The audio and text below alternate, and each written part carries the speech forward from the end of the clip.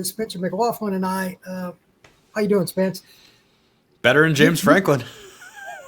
Did you see the look on James's face after the game? I mean, he was just bewildered, like just in a state of, I can't believe I'm really here. And I don't blame him for that because they were whooped. I was watching the game just to pass the time a little bit in the first half. And I'm like, wait a minute. They might really lose this game. And when they got down 24-7, once it's a 3-score game, then it became real to me. They almost still lost to UCLA because their defense is still not very good. But UCLA just got run over. Like Nico has got that's the best game he's ever played, obviously. By far. And he ran the ball well, made good decisions. And the funniest part is Neuheisel, who's been there like 2 days as the coordinator, literally was calling the plays because they fired the last coordinator in the transition. I've never seen that in my life to have any success. In the middle of the week, you change coordinators and he dropped 42 on a top 10 team. How does that work? Let's start there, Spencer. How does that work? Your head coach doesn't have you ready to play and in the right mindset to go win a football game. You know, it really felt like Penn State was trying to shake off the Oregon game, and UCLA was upset-minded, and we're going into that matchup, ignorance is bliss. You know, how can Jim Knowles have any plan for what Neuheisel is going to do as the OC when he's never called plays before?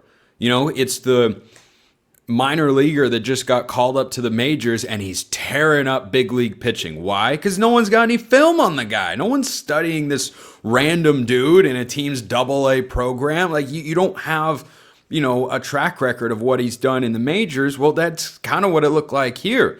I know that Jim Knowles is a great defensive coordinator. I also know that that side of the ball got their butts kicked all over the yard for 4 quarters on Saturday afternoon in Los Angeles. That's one of the most shocking things. We keep saying this, by the way. This is, I think, where college football is at, that, you know, we keep having these moments over and over, it seems. You talk about Notre Dame losing to Northern Illinois, Ohio State losing to Michigan, Bama losing to Vandy. I go back to the title of this podcast, Brian, The Portal, and look at how that has equalized the talent distribution in college football. It's just gone on too long for it to be denied at this point. I just think that there are so many players. I mean, Nico wouldn't be at UCLA if not for the portal.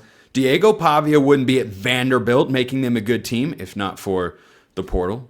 And you just can go up and down all over the place and go, yeah, this is making a difference. And it showed up again. But, you know, back to your question of how does it happen? James Franklin doesn't have his guys ready to play football. He didn't have them focused on what goal they could still, you know, what goals they could still accomplish this year. They look like a team that was still trying to shake off the fact that, wow, we lost another heartbreaker and we should have won that game. And, oh, well, I guess we'll just go beat these guys. And UCLA sitting there going, we stink. House money time, folks. I would agree. Franklin admitted that the players did not take the loss well. Now, I give him credit for admitting that.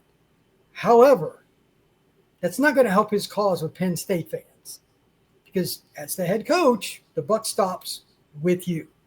And at that same token, he's a veteran coach. This isn't like he's Neuheisel, like he's been around forever. He's coaching the SEC. He's coached at Penn State for a decade. He should know little things you can do to get them excited.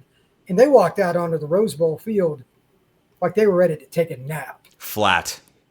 Oh my God, just horrific. They were a 20-year-old can of Coca-Cola, Brian. Flat as can be. No buzz, no bubbles, nothing. And then they woke up once they realized we're going to get embarrassed, and by then it was too late. Nico was cooking. Neuheisel had a game plan dialed. It was just something to behold. And, you know, it took a couple of years, but we saw why Nico was a highly rated prospect. Oh, 100%. I mean, I saw him at a 7-on-7. Like his arm strength and all that is insane. And he's a great athlete. So he moves so easily. The long strides were just on display, and you looked around and went, wait, We saw glimpses of this at Tennessee, but it wasn't consistent. Some guys take longer to develop. That's all normal. But Tino Sinceri, what were you doing with this guy?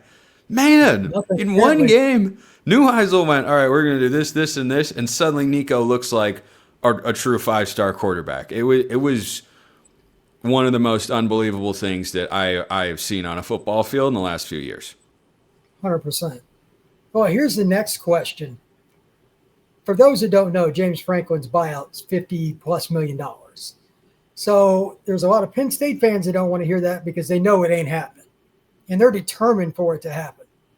But still, I'm just, from being in the recruiting world, this is what is going to happen. Other schools are going to tell recruits, he ain't going to be there. Do you think this is going to cost Penn State recruits? Because they've recruited very well. I could see where this is going to make parents, recruits, their trainers, 7-on-7 coaches all nervous that his tenure is going to be trending towards on the out, and everybody wants to be able to say, although it's not realistic, my kid's going to play for this coach for the entirety of his career. It's not how it works, but that's what they want. Do you think it's going to hurt them on the recruiting trail? I think it has to have some effect. To what extent remains to be seen, and also depends upon how they finish the year. I think more than what, will happen with recruits and other schools saying he's not going to be there and all this, I think Franklin can fight back against that narrative pretty easily. The negative recruiting that I think will come into play here, Brian, is you want to go play for that guy?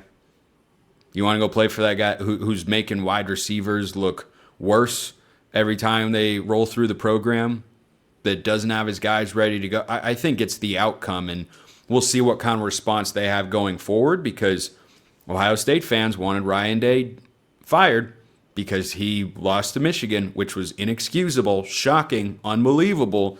And then he goes on a generational run, wins the national championship. Well, if Penn State wins the rest of their games, they will beat Indiana, top 10 team, and Ohio State, the number 1 team in all of college football. Well, if somehow they do those things, go to the playoff, make a run to the national title game, well, suddenly the narrative changes. But from a recruiting standpoint, that's what popped into my head with regards to the Franklin, fallout from this atrocity of a football game for the Nittany Lions fans, is how easy is it right now to recruit against Penn State? Oh. As easy as it's ever been. You go over there, hey, you can think you're the difference. Those guys thought they were going to be different too. They were supposed to be.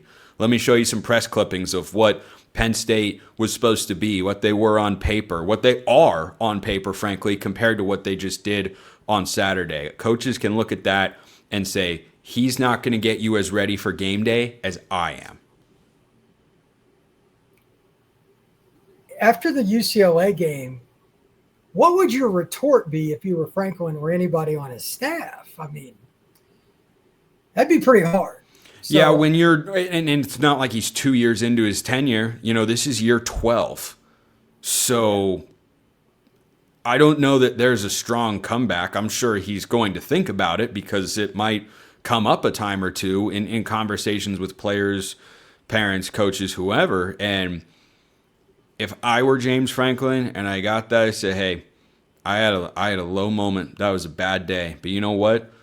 Just like when players make mistakes, they want to get better. I'm going to get better. The question is whether or not that's going to land, because, man, 12 years in? But yeah, book's out on you at this point. And the guys that like him, I don't think Penn State's going to lose, half the recruiting class here. But I don't know how some of those kids don't look around and go, what were my other options again? Could I go? Could I go to, that school over there because they offered me and I like Penn State, but boy, I don't know about this. And we'll see. I'm interested to see how it plays out because, as you know, games like this can stick in kids' minds and have an impact. And maybe the true recruiting impact isn't felt until the end of the 26 cycle or the start of the 27 cycle, and we see a fall off there. But in the short term, yeah, if I wanted to flip a Penn State commit to my school, I'd be saying, hey, that coach doesn't prepare you for game days like I'm going to. Here's my proof of concept compared to what he can deliver.